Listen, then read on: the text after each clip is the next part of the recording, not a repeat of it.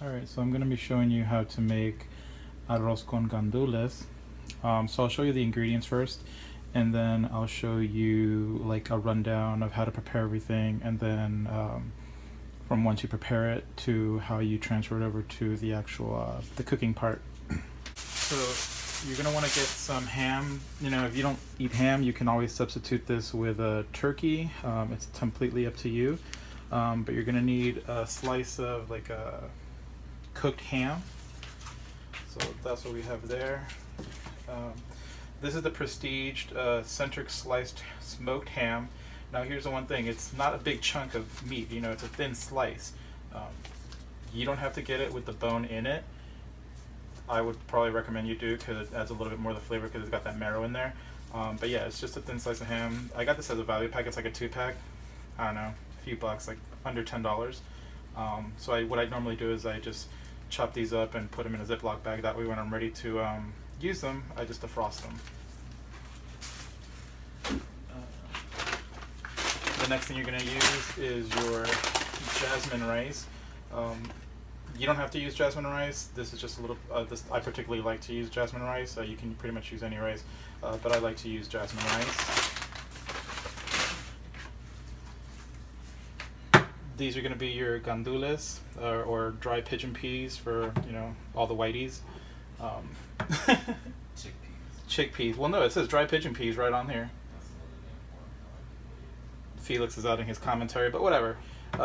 These are gandules. I mean, it can't be arroz con gandules without gandules. You can get all this stuff at Walmart. It's pretty easy to find in the ethnic aisle.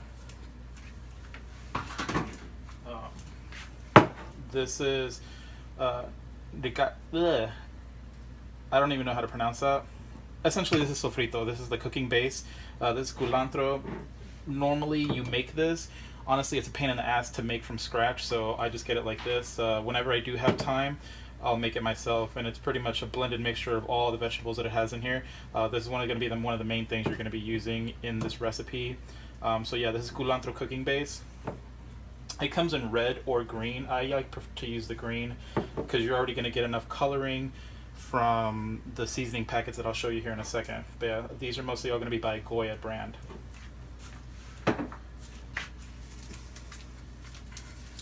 And these are the seasoning packets. This is the one that's going to add color to it.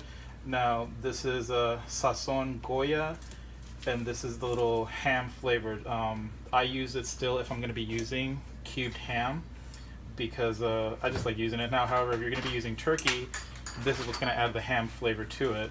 So here, let me show them a little closer, because it's a specific one you're going to want to use with this one. So give me a second, I'll get closer. Now, if you notice here, it says Sazon Goya con azafran. That's going to be the key thing. That's what adds the coloring to it, the azafran. There's another one that's without this, and it's just Sazon Goya, and it doesn't say with azafran. It's just going to look like plain. I think I have one here. Let me show you. I do. See, that's the one without. So that has no base coloring to it, but it is a seasoning pack. And this is the one with azafran, so it's a little bit of a slight difference. So don't get it mixed up. You want to make sure you get this one. That's what you're looking for. It comes in a box like this, but this is just the regular one. The other one is gonna say, again, with azafran, so that's what you want to look for. So, sorry, give me a sec. So yeah, you're gonna be using one packet of this, the Sazon with azafran, Goya, and then the one with the ham flavoring or jamon flavoring. I always just recognize it because it's got a little piggy on it, so I always think that's cute. Alright, so that's that. The oregano is optional. I think it adds a nice flavoring to it. It's more so a personalized thing. You don't really have to use the oregano. I personally like to use it. It adds just a nice flavoring to it. And of course, salt. You know, you want to season it. We keep it kosher, you know, because Jews up in the house. Ooh. But yeah, use some salt. Obviously, because you want to flavor it. And that's about it. Oh, let me show you the pot real quick. This is a cast aluminum pot. You can get these online. You can get these, I think I got this one at Walmart. I have a couple of them. This one I did get at Walmart, but this is normally the one I like to use because I scrape this one and I don't want to you know, damage the really nice ones. So I think this was like under 20 bucks at Walmart. It's aluminum, comes with a lid, and the brand is, I'll zoom in on here. It's backwards. I don't know if it's backwards on here. You know, it's not backwards. It's IMUSA, IMUSA. Yeah, I got this at Walmart in the pot section. Aluminum too. Pretty easy. So this is what you're going to be cooking it in. And I think that's everything. Oh, well, you know, you're going to be using a little bit of oil too. So you are going to need some oil. I don't want to forget that. Okay, so let me get everything set up and I'll go ahead and show you how to prepare everything. Okay, so the first thing you're going to do is measure out and wash your rice. Now, actually, I'll disclaimer up ahead. The rice is about the only thing that I measure. I don't go off a specific recipe. This is just me off, you know, learning it and kind of making it my own. So be forewarned, I don't measure anything. It's all just like a little bit of this, you know, kind of just eyeball it. That's how I like to cook. So heads up. Okay, so I got my jasmine rice here, and you're gonna want to get like a little basin bowl, something, any bowl really. And I'm gonna, like I said, the rice is about the only thing I do measure out. I'm gonna have a little strainer, a fine strainer, and that's just so that it's easier for me to wash the rice. You don't have to. Actually, you know what? No, I'm not gonna use that. So I just measured out a cup of rice. I'm going to use 2 of those, and we'll rinse it. I've seen some people don't rinse off their rice and clean it. I've always thought that's kind of weird. Like it's very chalky. Like if you could see here on my hands, probably not. It's like a chalky residue on the rice itself. So it's always a good idea to just rinse it off. The reason I did have the strainer originally is because sometimes I want to skip this step, you know, if I'm kind of in a rush. So I'll actually just pour the rice right into the strainer and then just rinse this or run it over the faucet and just kind of shake the rice until the water runs clear. But for the video, I'll actually do it the way, well, I do have time, so I'm going to show you how I normally would do it. But this is just a good way to do it if you're kind of in a rush. Just pour it into the strainer and then just run the faucet water over this and kind of just mix it around until you'll see the water run clear. But you'll see a clear difference in it. So I'll get this over to the sink and then I'll show you that. Okay, so now we're going to just clean the rice real quick, and I'll just go do a quick little, I'll show you really quickly just how I rinse it, and then I will get to the rest of it. So I just fill it up with not a ton of water, just enough to submerge the rice and just kind of shake it around. And I'll show you here the water, it turns from like clear water to like this milky, murky type of water. And obviously that's all like what I was talking about, like that chalky, powdery residue that's on the rice. I don't know exactly why that is. I'm sure you could Google it. Honestly, I don't really give a shit. I just know that I clean it. Okay, so you see how it's like kind of that murky, almost like a milky type of water. I'm going to drain this out and then just do it a couple more times until the water is clear. And then you just proceed to the next step. So just do this a couple of times so the water's clean. And then actually then I will use a strainer, because I'll just throw everything right into the strainer out of this instead of trying to pick out all these little individual grains. So just do this a couple of times until the water, until the rice is clean. Alrighty, so once you cleaned off your rice, you're gonna go ahead and open up your can of gandules. Got that bad boy right there. And I usually just leave a little flap still attached to this, because what I do is I like to strain out the fluid, but not to make a big mess. So I just kind of, you know, get it cut out until there's just a little bit of a piece attaching it, and I'll just flip it right over.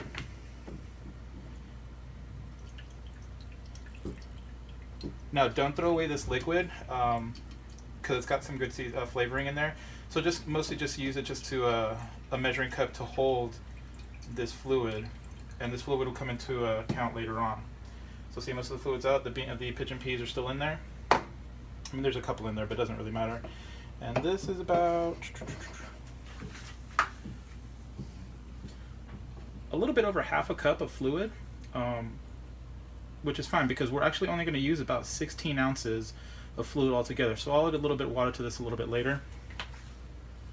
Okay, and I already cubed up my meat. Like I said, I'm using pork jamon right now, but like you said, you can substitute it with turkey.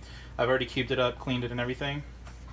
and then we'll go ahead and start assembling, putting everything into the pot. All right, so let's go ahead and get everything put into the pot. Again, remember I told you I don't really measure anything, so I'm just going to use my olive oil. Just put enough in there, probably just enough to slightly coat the bottom, because we're going to start our first by cooking the jamon. It's already cooked, but you know, I like to brown it a little bit. So we're going to take our jamon, just dump it on in there.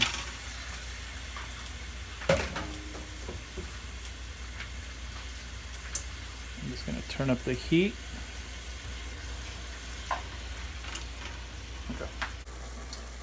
Now I wanted to point something out real quick. I wanted to point out, so as you're cooking the jamon, you'll notice that it releases a lot of moisture, a lot of water. Let me move some of this aside so you can see. Okay. So all I've added was just that oil, and then I just dumped the jamon in there. But you see it's got a lot of moisture in the meat. Now, you can leave it as is. Like at this point, you can go ahead and add your other ingredients that I'll show you here in a bit. Or you can cook this down to where most of the water, if you see, I'll push it out of the way, you see it's bubbling up, it starts to evaporate. You can cook this down until most of this water here that came from the meat goes away, and then it actually starts to brown up the meat. There's that bone I was showing you earlier. It's totally up to you. I personally like to brown the meat up a little bit right now, so I do wait down for all this water here to cook down and evaporate, and then it starts to sear the meat a little bit more because I like some browning on here. It's totally optional. At this point you could add in the other stuff, or you could just cook this down and then start browning up the meat. I'm gonna let this cook down a little bit more. It's right now about a medium-high temperature. Once all this moisture cooks out, like all this water cooks down, it'll start browning out, and then I'll come back and I'll show you the rest of the part, everything else that you add into it. Okay, so as you can see, most of that moisture, all that water has cooked down. It's going to start browning up the meat now. I'm actually going to turn the heat down a bit because I'm going to need to get my other stuff ready to get put in here. So this will start browning out fairly quickly.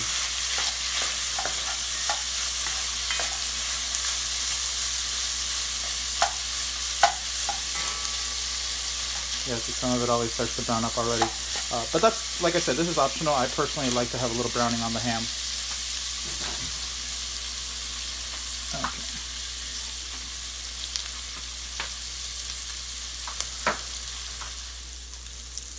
Okay, so now we're going to start adding in the rest of our ingredients. I'm going to add in first the dried pigeon peas, the gandules.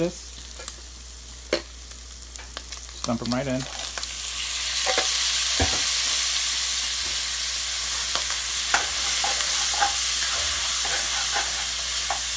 Stir them up, incorporate everything.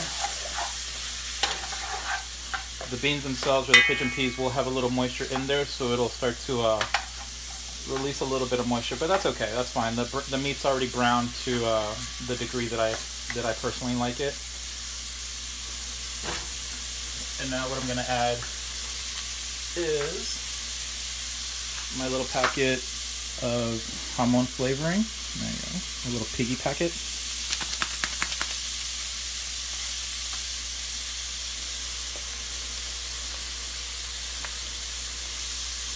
Add it right in there. And then also the packet of sazon con azafrán. This is what's going to add the coloring to it, and you'll see it. It's like a orange color, and that's what's going to give the rice and everything its color.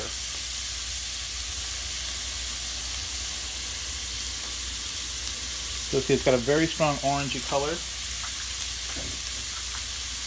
And then just mix that around real quick.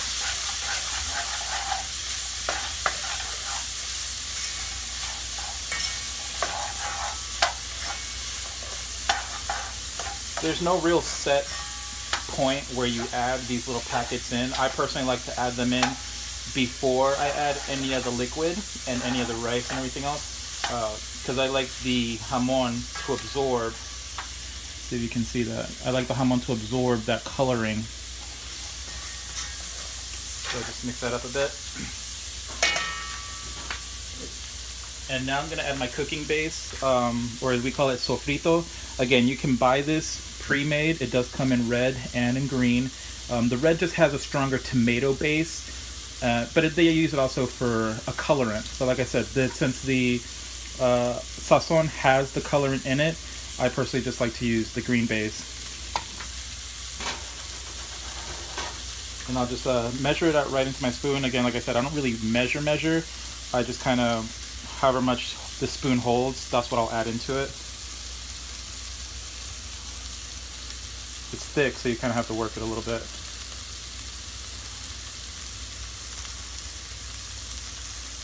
There you go. That's about how much I use. That's all.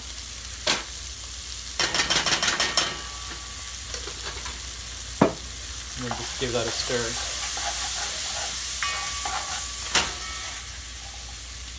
I'll pick some of the jamon and the gandules up to kind of get any little residue off the spoon. All right, now it's time to add our water.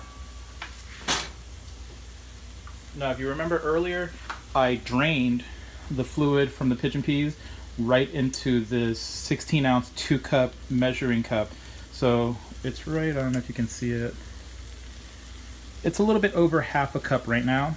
So normally with rice, you double the amount of water for however many cups you use. So for example, if you use 1 cup of rice, you'll add like 1.5 cups to 2 cups of water. But since I use 2 cups, traditionally you would use like 4 cups of water. So it's more of a moisture, like a moist rice. But arroz con gandules is typically more of a dry rice. You know, it separates, it doesn't clump together. So we're actually only going to use half of what the water that you would normally use. So I'm just going to fill the rest of this up with water to the 2-cup 16-ounce line, and that's all the moisture, or I'm sorry, all the water we're going to use.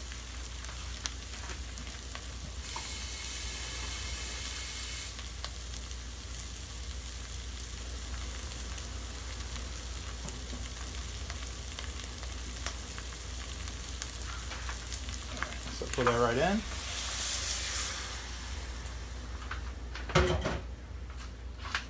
And I'm going to turn the heat all the way back up to high and let this boil.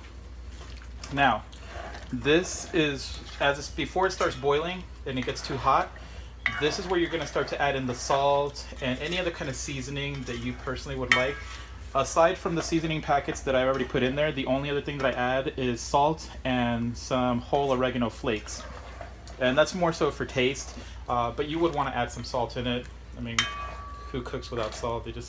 That's horrible. But this is where you want to test it. Get that all incorporated. And I'm going to grab a spoon and I'll taste the water and see if it's to my seasoning or to my liking.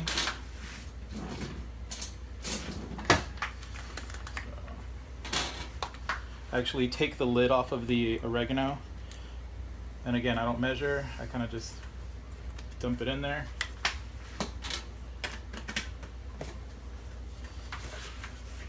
And again, our kosher salt, you know, we got to keep it Jew friendly. A little bit of salt. Now it may look like I added a lot, but you got to remember, this is going to make a high yield. Stir it in, and then I'll taste it.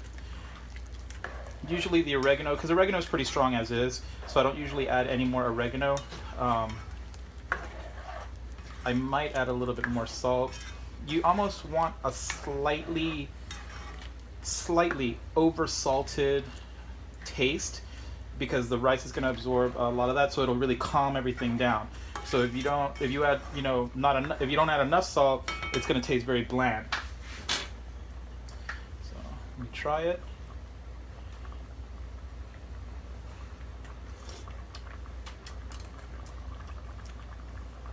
That's actually perfect. Okay, so I'm not going to add any other salt or oregano to it. That's good as is. Oops. Got a little spillage here. Want to clean as you go. Mostly because I hate doing dishes. Alright, so I'm going to boil this.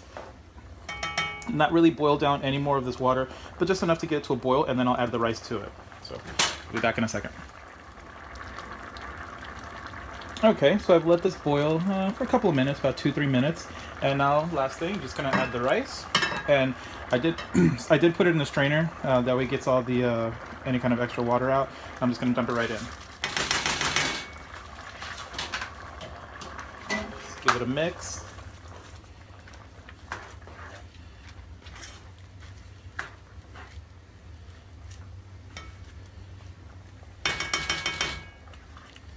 Now I want you to note something.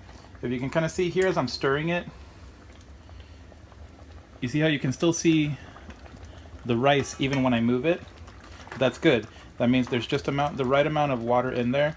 Now, if you were to just dump the rice in there and all the rice would just submerge and all you just saw was, you know, all the jamon and stuff and you wouldn't see any rice, that means you got way too much water in there. And, I mean, it'll still come out right. Well, no, I shouldn't say that. It won't come out right. It'll just be more of a really soggy, more of a clumpy type of rice. And again, I remember I told you this is more of a looser, drier type of rice recipe. So you can see these rice grains here at the top. That's perfect. That's exactly what I want to see. I've already added the rice. I'm going to mix, stir. I have already stirred it a little bit. I'll probably let this boil probably for about like a minute or two, and then I'll turn the heat all the way down to like really low heat or like a low medium. I usually put it like around a 3, and I'll cover that, and I'll put that on for depending on how high your stove is. I do mine for about 30-35 minutes, and do not take the lid off. Let me turn my heat down, set it to 3, and lid goes on. Now that's not gonna stay, like I said, I'm gonna do mine for about 35 minutes, kind of give it a quick peek, but I don't take this off until after that 35-minute mark, and take a look at it, and it should come out perfectly. Okay, so the rice has been cooking.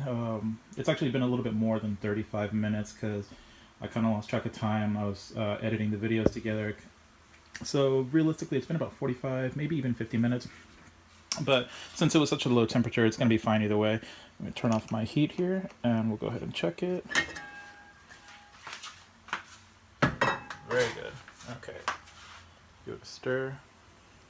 Perfect. Now you see how, like, when I shake it, it's very loose, it's very separated, it's not clumping together. That's exactly what you want. I'm going to move this off to the side here. If you'll notice here at the very bottom of the pot, I'll move this a little bit more here. There's that part that kind of got stuck to the bottom of the pot. Depending on what island you're from, you'll either call it, you know, quemado or pegado. It's essentially, you know, the rice that was cooking that got stuck to the bottom of the part. Believe it or not, people love this part. I like it, so sometimes I'll mix it in with everything else. I'll, you know, scrape it back and mix it in. You may not like it. I would recommend trying it. It's really good. There's the bone from earlier, but this came out perfectly. Let me try it.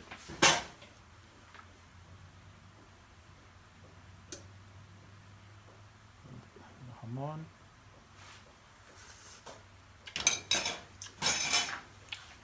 Oh yeah, that's what's up. Came out dank. Alright, well, hopefully you liked the video and it's instructive, and let me know how your rice comes out. Alright, later. Bye.